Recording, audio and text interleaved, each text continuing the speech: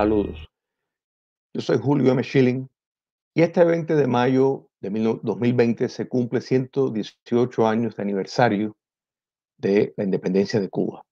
57 de esos años fue una república que produjo una patria próspera y moderna, sí, imperfecta, incluyendo dos periodos autoritarios, pero un gran contraste material, espiritual y moral con los 61 años de dictadura comunista bajo un régimen totalitario que ha padecido Cuba en estos últimos 6 décadas, donde ha abundado la sangre y el dolor, donde ha proliferado la miseria en todos los ámbitos y los espacios de libertades más elementales han desaparecido. El castrocomunismo ha servido en su larga trayectoria primero de carne de cañón del comunismo internacional y tras la caída del comunismo soviético como su cabecilla desde la formación del Foro de Sao Paulo. ¿Cómo es que ha logrado mantenerse en el poder? Bueno, la respuesta intramuro podemos explicar la supervivencia con un gran aparato de terrorismo de Estado y una red de espionaje impresionante, infiltrando todos grupos de oposición. En el exterior se ha valido del sostén de la comunidad internacional parasitando democracias con campañas olímpicas de falsedades y de desinformación. Parte del mecanismo para lograr esa falsificación, pues el castrocomunismo ha racionalizado una falsa proyección de la realidad. Ha necesitado deconstruir el pasado. En otras palabras, falsificar la república. Y los tres terrenos de falsedades principales que han utilizado para engañar al mundo ha sido el terreno de la salubridad, de la educación y de la condición del trabajador cubano. Existen muchas otras índices que pudiéramos ver, pero nos podemos concentrar en esto. La táctica para fomentar esta campaña de información fraudulenta es emplear el análisis estático y estéril. En otras palabras, uno, ignorar el pasado, el pasar de los años y ignorar comparaciones relativas al tiempo en que se está comparando. Tomemos el campo de la salubridad como un buen ejemplo. La noción de la mortalidad infantil, que es uno de los índices que más el castrocomunismo le gusta usar, o sea, las muertes anuales de niños menos de un año por cada 1000 nacimientos en el año. Cuba en el año 1957 contaba con 32 fallecimientos por cada 1000 nacidos.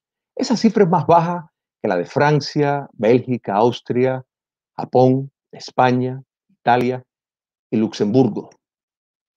Todos estos países son naciones distinguidas del primer mundo en la actualidad. Sin embargo, Cuba estaba por encima, por adelantado de esos países. Cuba en la actualidad posee figuras inferiores a Japón, Francia, Bélgica, Austria e Italia. Quiere decir que estos países que estaban atrasados en Cuba lo han superado en la actualidad. Vamos ahora a las tasas de mortalidad en la nación. Esto básicamente cuenta la cantidad de adultos que mueren entre los 15 y los 60 años por cada 1000 habitantes de nuevo en un año. Cuba en el año de 1956 contaba con 5.8 muertes por cada 1000.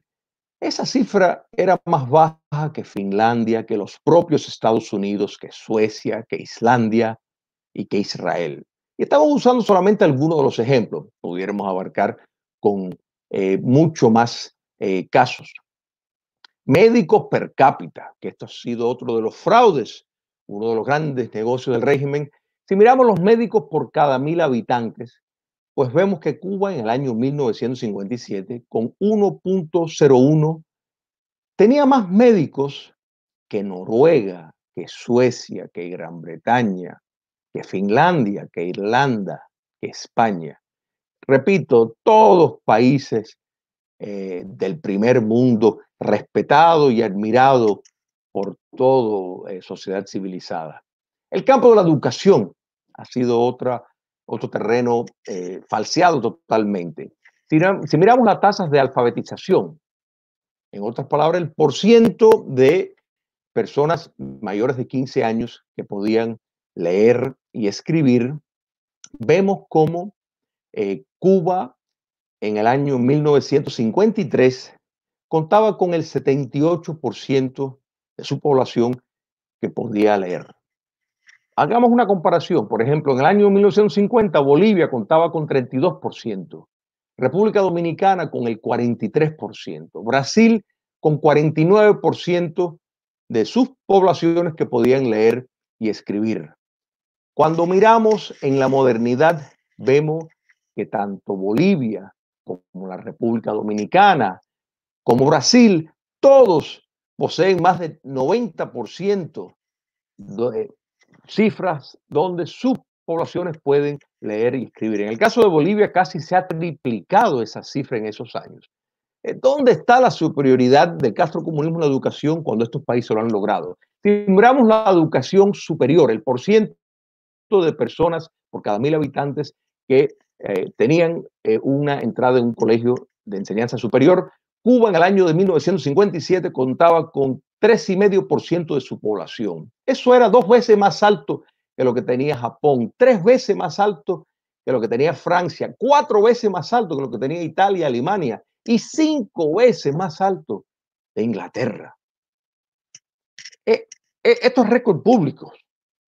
El porciento de las mujeres matriculadas en el sistema escolar en Cuba, porque esto es muy importante, como Cuba en el año de 1955 contaba con el 45% de la matrícula de mujeres. Eso es más alto que Finlandia, que Estados Unidos, Canadá, el Reino Unido, Dinamarca, Suecia, Noruega, Bélgica, y pudiéramos seguir.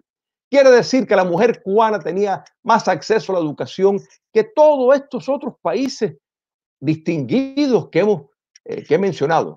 Y vamos al trato del trabajador cubano, que ha sido otro terreno donde se ha difamado enormemente.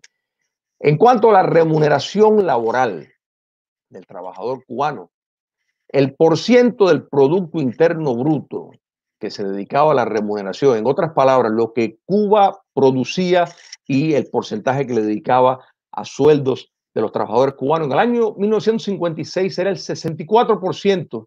Eso lo colocaba en el quinto en el mundo, detrás del Reino Unido, los Estados Unidos, Canadá y Suecia. El quinto en el mundo, donde se dedicaba mayor por ciento del ingreso nacional a los trabajadores. Esto es un gran contraste con la explotación crasa contra el trabajador cubano que el castrocomunismo comete en forma del pillaje de sueldos, la falta de oportunidades, la discriminación descarada.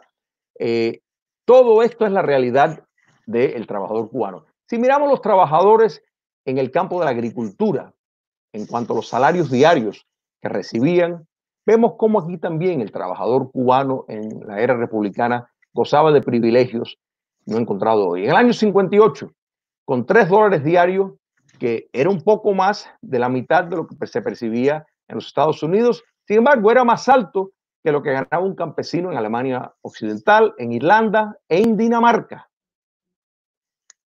Podemos, si realmente se lleva y se hace un juicio sano y objetivo, que los logros, entre comillas, de la revolución castrocomunista no existen. Son y han sido una gran mentira. Cuba ha tenido un crecimiento regresivo en todos los índices, cuando se toma en cuenta el pasar del tiempo y lo que significa el progreso que el tiempo trae. Lo que el castrocomunismo ha promovido ha sido una analfabetización política e histórica, y así lo han querido hacer. Por eso este 20 de mayo decimos felicidades Cuba, Cuba libre, Cuba sin comunismo. Que Dios los bendiga.